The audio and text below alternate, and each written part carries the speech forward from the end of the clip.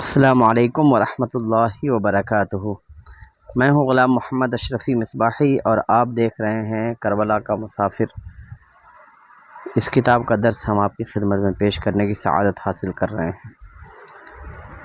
آج بات ہوگی یزید اور اس کے کردار کے بارے میں، اس کا کیریکٹر کیسا تھا۔ حدیث پاک کی مشہور کتاب مشکات شریف ہے۔ اسی کتاب کا فارسی ترجمہ مختصر شرح کے ساتھ اشعۃ اللمعات کے نام سے مشہور ہے۔ اس کے مترجم اور شارح حضرت شیخ دہلوی کی شخصیت بھی محتاج تعارف نہیں، یعنی اس کے ترجمہ کرنے والے اور پھر اس کے ایکسپلینیشن کرنے والے حضرت شیخ محدث عبدالحق محدث دہلوی کی شخصیت بھی تعارف کی محتاج نہیں ہے، کسی انٹروڈکشن کی محتاج نہیں ہے۔ آپ نے اشعۃ اللمعات کی چوتھی جلد کے باب و مناقب القریش و ذکر القبائل میں کی ایک حدیث کی شرح کرتے ہوئے یزید پر روشنی ڈالی ہے۔ پہلے اس حدیث کو پڑھیے، پھر ان کی رائے پر مطالعہ کیجیے۔ حدیث عن عمران ابن حسین قال مات النبی صلی اللہ تعالی علیہ وسلم، گفت عمران مرد پیغمبر مصطفیٰ صلی اللہ تعالی علیہ وسلم وہو یکرہ ثلاثۃ احیاء۔ عمران ابن حسین سے مروی ہے کہ نبی کریم صلی اللہ تعالی علیہ وسلم نے اس حال میں وصال فرمایا کہ آپ 3 قبیلوں کو ناپسند فرماتے تھے، 3 قبیلوں کو پسند نہیں کرتے تھے۔ ایک قبیلہ ثقیف ہے جس قبیلے میں مشہور ظالم حجاج ابن یوسف گزرا ہے۔ دوسرا قبیلہ بنو حنیفہ ہے جس قبیلے کا مسیلمہ کذاب ایک فرد ہے جس نے نبوت کا دعویٰ کیا تھا۔ اور تیسرا بنو امیہ کا قبیلہ ہے جس قبیلے سے اس ابن زیاد کا تعلق ہے جو امام شہید امام حسین ابن علی رضی اللہ تعالیٰ عنہ کی شہادت کا بانی اور فاعل تھا۔ لوگوں نے حضور کے ان تینوں قبیلوں کے ناپسند فرمانے کی وجہ یہ قرار دی ہے کہ مذکورہ بالا تینوں افراد ایسے گزرے ہیں جن کے سیاہ کارناموں کی وجہ سے حضور ان قبائل سے ناخوش تھے۔ یہ حضرات حضور کے وقت نہ تھے، مگر حضور صلی اللہ تعالیٰ علیہ وآلہ وسلم کو ان کے کردار کا علم اللہ تعالیٰ کی طرف سے قبل ہی ہو چکا تھا، یعنی پہلے ہی ہو چکا تھا، اس لیے آپ کے قلب مبارک پر یہ قبائل گراں تھے، بوجھ کی طرح تھے۔ اس سے حضور اکرم صلی اللہ تعالیٰ علیہ وآلہ وسلم کی غیب دانی کا ثبوت بہم ہوتا ہے، یعنی اس سے یہ بھی پتہ چلتا ہے کہ ہمارے پیارے نبی صلی اللہ تعالیٰ علیہ وسلم کو اللہ تبارک و تعالیٰ نے غیب کا علم عطا فرمایا تھا، علم غیب عطا فرمایا تھا۔ حضرت شیخ محدث عبدالحق دہلوی کو بنو امیہ کی پسندیدگی کی علت محض ابن زیاد کو قرار دینی پسند نہیں ہے، چنانچہ اس توجیہ پر اس طرح تنقید فرماتے ہیں، یعنی اوپر کی جو عبارت ہے اس میں جو نام آیا ہے بنو امیہ میں کہ رسول اللہ صلی اللہ تعالیٰ علیہ وسلم کو بنو امیہ کیوں نہیں پسند تھے قبیلہ، تو اس میں ابن زیاد کا نام آیا، تو شیخ عبدالحق محدث دہلوی کو ابن زیاد کا ہی صرف نام دینا پسند نہیں ہے، چنانچہ اس توضیح پر اس طرح تنقید فرماتے ہیں۔ شیخ عبدالحق محدث دہلوی کی تنقید: اس قائل کے حال پر تعجب ہے کہ یزید کا نام نہ لیا، حالانکہ ابن زیاد کا بھی امیر یزید ہی تھا، یعنی ابن زیاد کا بھی سردار یزید ہی تھا۔ ابن زیاد نے جو کچھ کیا یزید کے حکم اور اس کی رضا سے کیا، اس کی مرضی سے کیا۔ ایک ابن زیاد اور یزید ہی کیا، باقی بنی امیہ نے بھی اپنے اپنے سیاہ کارناموں میں کوئی کمی نہیں کی ہے، صرف یزید اور ابن زیاد کو کیا کہا جائے۔ دوسری حدیث میں ہے کہ سرکار دو عالم صلی اللہ تعالیٰ علیہ وسلم نے خواب دیکھا کہ آپ صلی اللہ تعالیٰ علیہ وسلم کے ممبر شریف پر بندر کھیل رہے ہیں۔ آپ نے اس خواب کی تعبیر بنی امیہ ہی کو قرار دیا۔ اس کے علاوہ اور بھی بہت سی باتیں بنی امیہ کے متعلق حدیثوں میں ہیں، اس کے متعلق کیا کہا جائے؟ آپ نے دیکھا کہ حضرت شیخ نے یزید اور دوسرے اموی حضرات کے حالات کس تأسف و اندوہ کے ساتھ بیان فرمائے ہیں، کس افسوس اور غم کے ساتھ بیان فرمائے، اور بنی امیہ کے کردار کے متعلق دوسری حدیثوں کی جانب دیگر چیزہا بسیار است فرما کر اشارہ فرما دیا، یعنی دوسری بھی بہت سی چیزیں ہیں یہ بول کر کے اشارہ فرمایا ہے۔ کیا کسی متقی عادل خلیفہ برحق کے خلاف ایسی شہادتیں موجود ہیں؟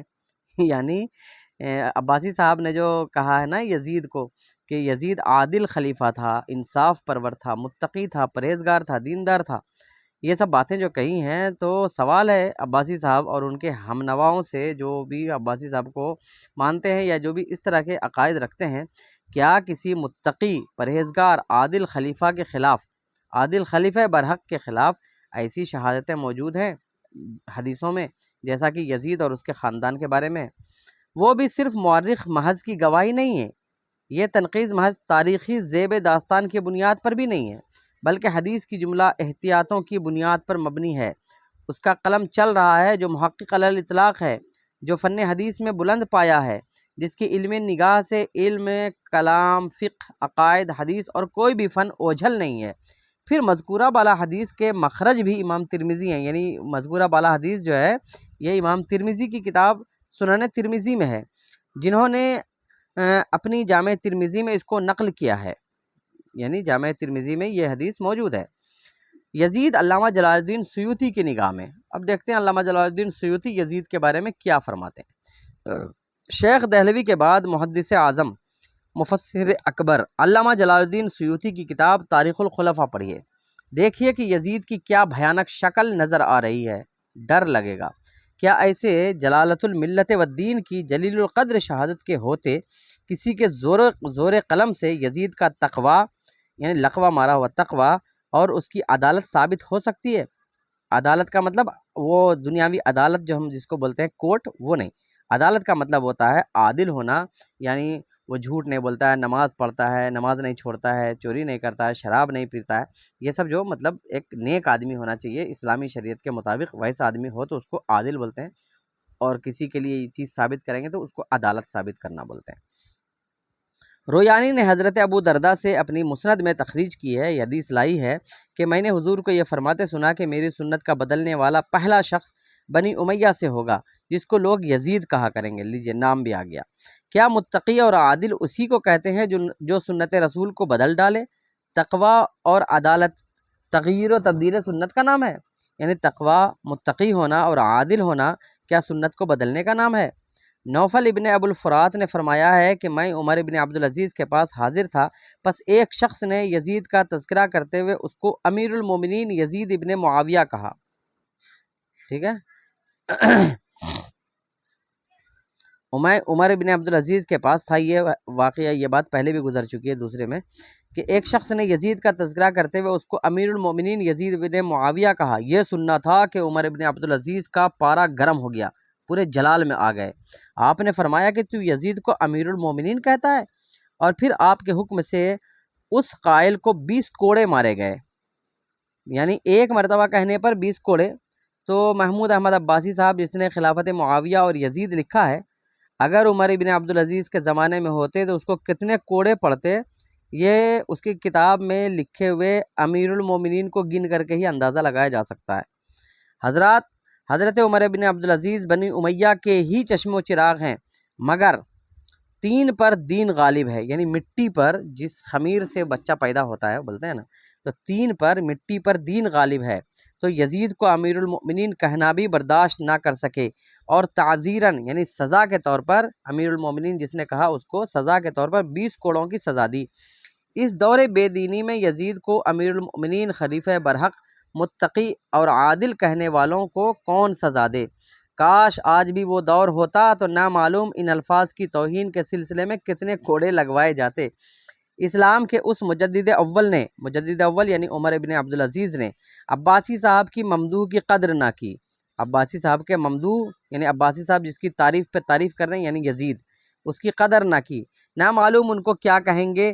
جس طرح یزید کے مبدل سنت ہونے کی پیشن گوئی، یعنی جس طرح یزید کے سنت کو بدلنے والا ہونے کی پیشن گوئی رسول اللہ صلی اللہ تعالیٰ علیہ وسلم کی زبان سے، لسان نبوت سے، یعنی رسول اللہ صلی اللہ تعالیٰ علیہ وسلم کی زبان سے ثابت ہے کہ وہ سنتوں کو بدلنے والا ہوگا، اسی طرح عمر ابن عبدالعزیز کے مجدد اور محیی سنت ہونے کی پیشن گوئی، یعنی عمر ابن عبدالعزیز جو ہیں وہ سب سے پہلے مجدد ہیں، ان کی پیشن گوئی بھی موجود ہے کہ جو ان کو امیر المؤمنین کہے گا اس کو 20 کوڑے لگائے جائیں گے۔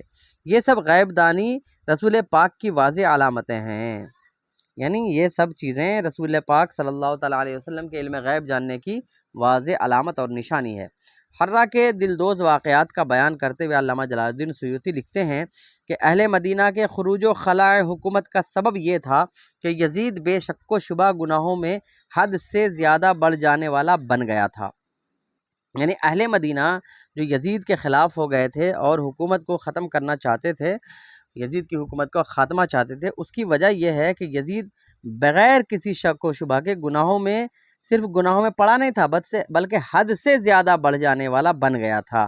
چنانچہ واقدی ایک راوی ہیں، انہوں نے چند طریقوں سے یہ روایت کی ہے کہ حضرت حنظلہ کے بیٹے حضرت عبداللہ نے قسم کھا کر کے فرمایا کہ یزید پر ہم لوگوں نے اس وقت خروج کیا جب ہمیں خوف ہو گیا کہ اس کی معصیت کوشیوں کی وجہ سے ہم لوگوں پر آسمان سے پتھراؤ کیا جائے گا، یعنی اگر ہم یزید کے خلاف نہ کھڑے ہوں تو ہمیں ڈر ہے کہ کہیں اس کے گناہوں کی وجہ سے ہم لوگوں پر آسمان سے پتھروں کی بارش نہ ہو جائے۔ وہ ایسا گناہ کا مجسمہ بن گیا کہ ماؤں، بیٹیوں، بہنوں سے نکاح کرتا، یعنی ماں، بہن اور بیٹیوں سے نکاح کرتا، شراب پیتا اور نماز نہیں پڑھتا تھا، یہ نماز چھوڑتا تھا۔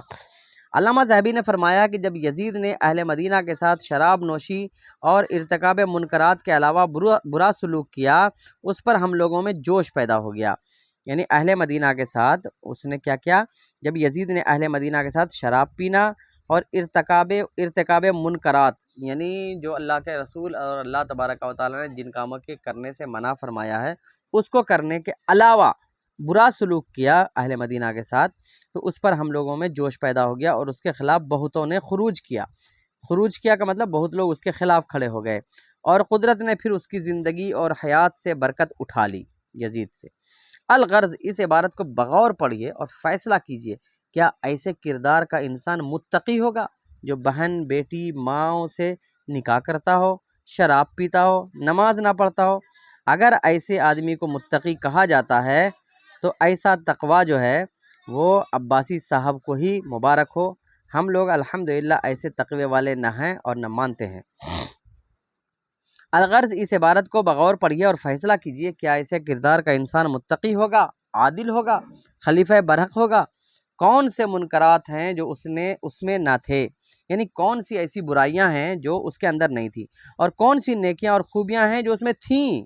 ایسوں کا مداح کیسا اور کیا ہوگا؟ اب ایسے لوگوں کی اگر کوئی تعریف کر رہا ہوگا تو سوچ لو کہ وہ خود کیسا ہوگا۔ کیا اس کی عدالت و اتقاء کے لیے کوئی دوسری مخصوص شریعت تھی؟ یعنی کیا اس کے عادل ہونے کے لیے اور متقی ہونے کے لیے کوئی دوسری مخصوص شریعت تھی؟ جو جوار رسول و مدینۃ النبی صلی اللہ تعالیٰ علیہ وسلم کے ساتھ ایسی بے حرمتی کی گئی جس کا اہل ایمان کس طرح تذکرہ کرے؟ وہ مدینہ طیبہ اور اہل مدینہ جن کے متعلق سرکار نے فرمایا، جوار رسول یعنی رسول اللہ صلی اللہ علیہ وسلم کے پڑوس یعنی آس پاس، اور خود مدینہ طیبہ مدینۃ النبی کے ساتھ ایسی اس نے بے حرمتی کی ہے کہ اہل ایمان اس کا کس طرح تذکرہ کرے؟ جبکہ مدینہ طیبہ اور اہل مدینہ کے بارے میں سرکار دو عالم صلی اللہ تعالیٰ علیہ وآلہ وسلم نے ارشاد فرمایا ہے، من اخاف اہل المدینۃ اخافہ اللہ وعلیہ لعنۃ اللہ والملائکۃ والناس اجمعین۔ جس نے اہل مدینہ کو ڈرایا اس کو اللہ تعالیٰ ڈرائے گا۔ یہاں تو اس نے اہل مدینہ کو قتل کیا ہے، تو سوچئے اس کے ساتھ کیا ہوگا۔ اور اس بدنصیب پر اللہ تعالیٰ اور جملہ فرشتوں اور کل انسانوں کی لعنت ہوگی۔ اس نے صرف ڈرایا ہی نہیں بلکہ بہت سے صحابہ کرام کو سرزمین طیبہ میں حضور کے روبرو قتل کیا، یعنی حضور صلی اللہ علیہ وسلم کے روضے کے سامنے، بلکہ حضور صلی اللہ علیہ وسلم تو ہم باحیات مانتے ہیں تو وہ دیکھ رہے تھے، اور مدینہ پاک کو لوٹا، اور ہزاروں عصمت معاب اسلام کی بیٹیوں کی آبرو ریزی کی۔ ان کی ان کرتوت پر لعنتوں کی کوئی حد ہوگی؟ حرم مکہ شریف جس کی عزت و شرف یہ ہے کہ صرف سرکار کے لیے فتح مکہ کے دن چند ساعتوں کے لیے، چند لمحوں کے لیے قتال یعنی جنگ کو حلال کیا گیا، ورنہ وہاں قتل و خون کا سوچنا کیسا، بلکہ جوں چلر تک کو، جوں جو ہوتی ہے جو سروں میں پائی جاتی ہے جوں، اور چلر کو مارنے کی اجازت نہیں ہے۔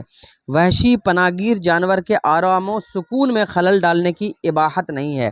جو وحشی جانور، جنگلی جانور ہوتے ہیں، وہ بھی اگر وہاں پناہ لیے ہوئے ہیں تو ان کے آرام اور سکون میں خلل ڈالنے کی اجازت نہیں ہے، مگر اس ننگ اسلام بد نصیب، شقی، بدبخت، ازلی یزیدی، شقی ازلی یعنی ازلی بدبخت یزید کا یہ کارنامہ ہے کہ جس نے مدینہ منورہ کی بے حرمتی اور لوٹ کھسوٹ کے بعد مکہ معظمہ کی ہتک حرمت کی خاطر لشکر کشی کرائی، یعنی پہلے مدینہ طیبہ میں بے حرمتی اور لوٹ کھسوٹ کی، پھر اس کے بعد مکہ معظمہ کی ہتک حرمت کی یعنی عزت کو پامال کیا اور وہاں پر لشکر کشی کرائی، لشکر بھیجا۔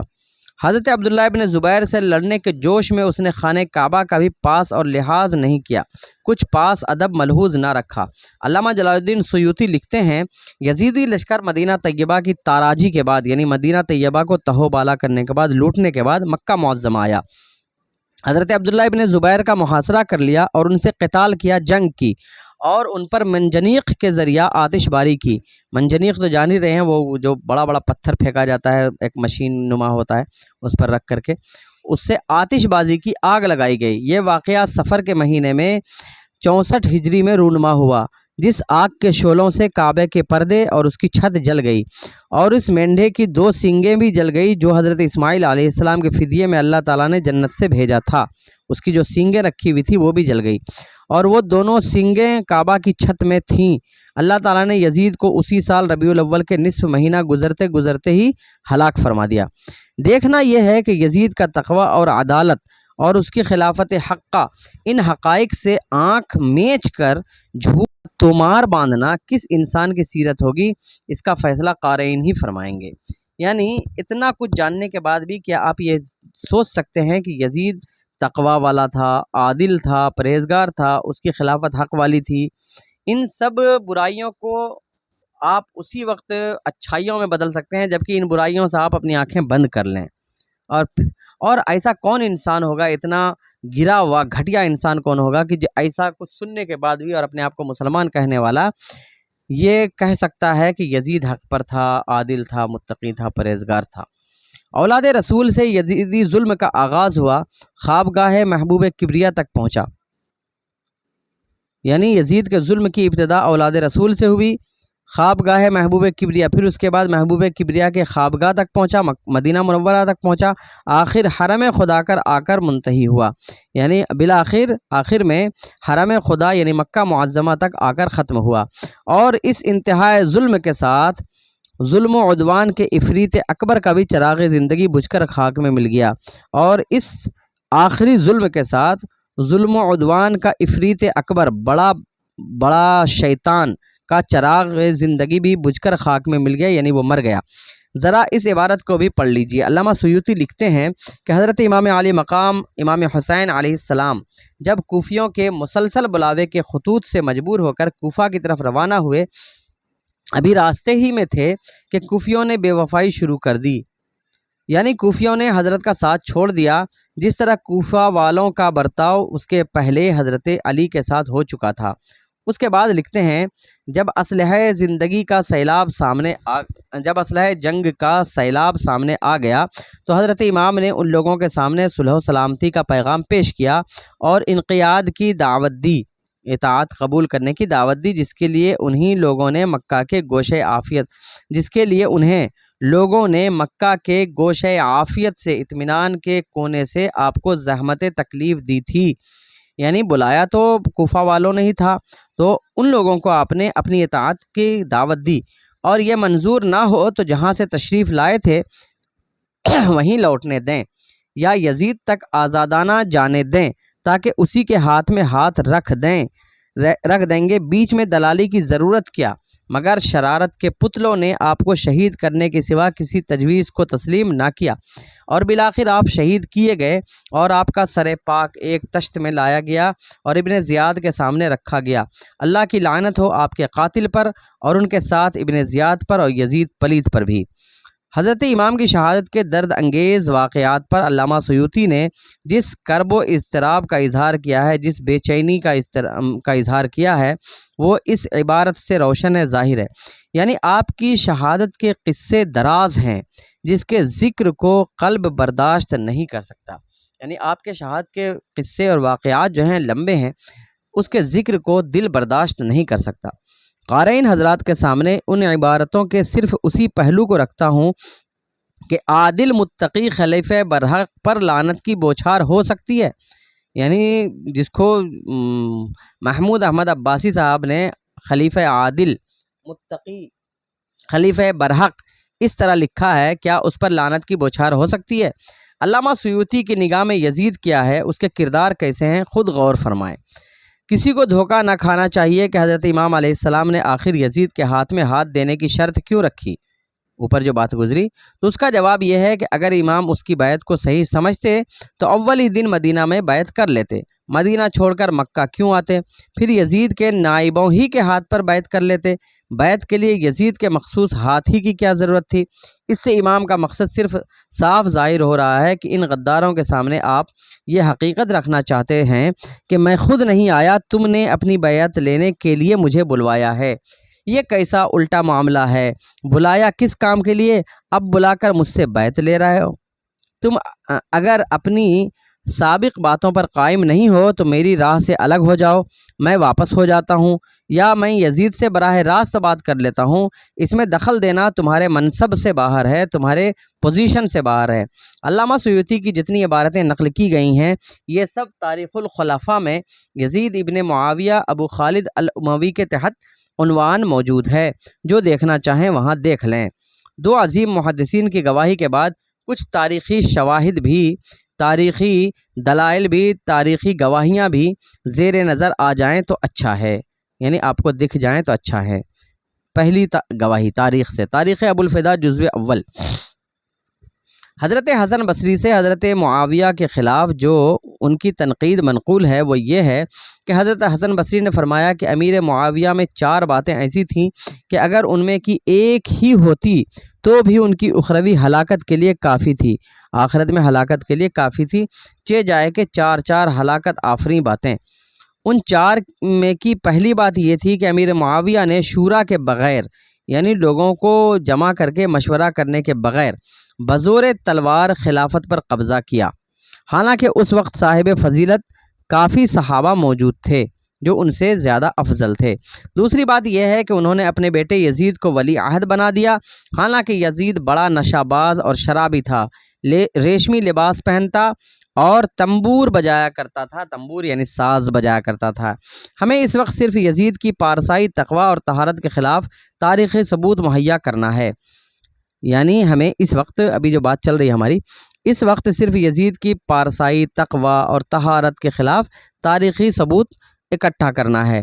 وہ اس عبارت سے واضح اور ظاہر ہے کہ وہ بڑا ہی نشہ باز اور شرابی تھا۔ اسے شرعی ضرورت کی کچھ اسے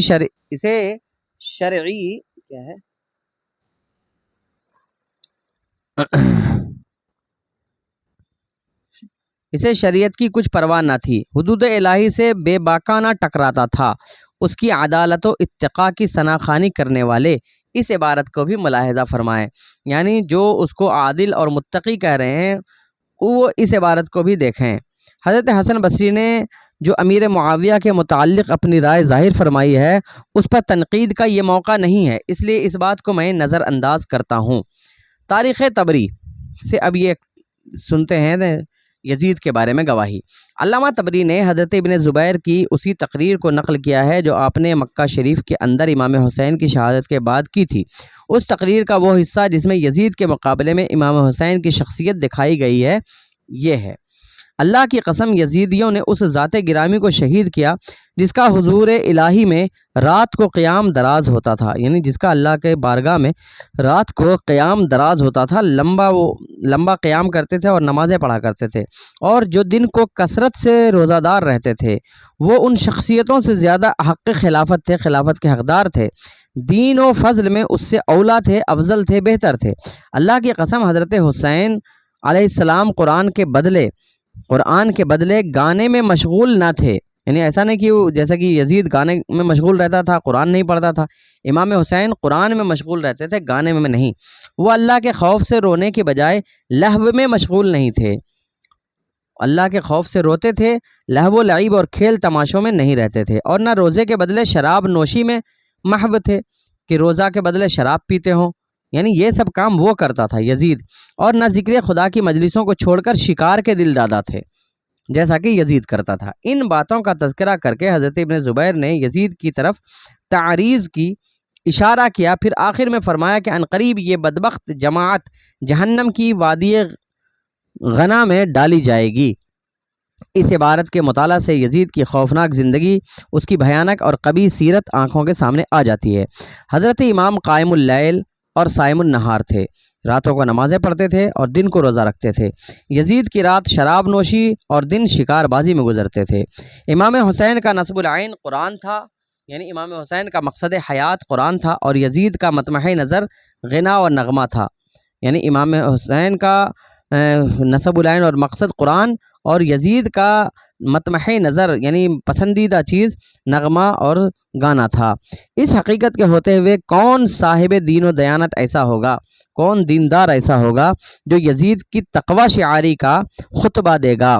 وقت کی قلت، کاموں کی کثرت اور مضمون کے ارسال کی عجلت نے اور مضمون کو جلدی بھیجنے کی عجلت نے مجبور کیا کہ اتنے ہی پر اکتفا کروں، ورنہ یزید کے فسق و فجور اور ظلم و عدوان کی اتنی دراز کہانی ہے جو چند صفحوں میں سموئی نہیں جا سکتی۔ واللہ اعلم بالصواب۔ السلام علیکم ورحمۃ اللہ وبرکاتہ۔ آپ لوگوں کو اچھا لگا ہو تو لائک، شیئر، سبسکرائب ضرور کریں۔